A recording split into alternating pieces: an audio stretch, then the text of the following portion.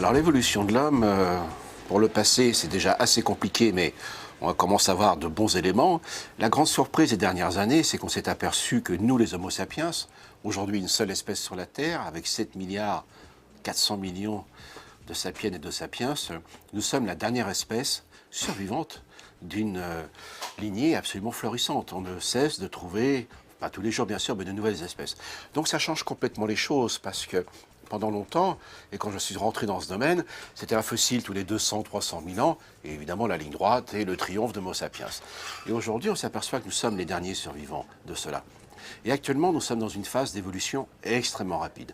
L'évolution n'est pas linéaire, progressive, cumulative, lente. Ce sont des périodes de relative stabilité, des périodes parfois aussi, comment dire, de progrès, on pourrait l'appeler comme cela, et des périodes de changement rapide. Et nous sommes en plein dedans. Et pour quelle raison? Parce que les hommes, depuis 2 millions d'années, ont inventé une autre coévolution.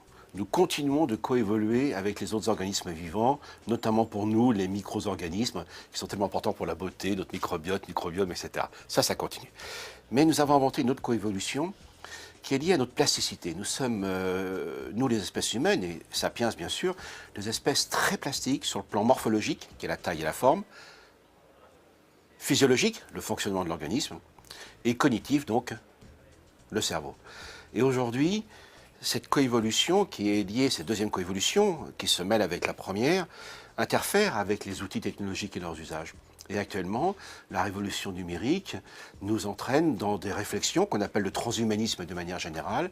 Il est très clair que nos sociétés vont bouger extrêmement rapidement et à l'échelle mondiale sur cette révolution numérique qui est à l'échelle mondiale, et en toile de fond, malheureusement, on en parle bien sûr, l'effondrement des biodiversités, le réchauffement climatique et l'urbanisation généralisée.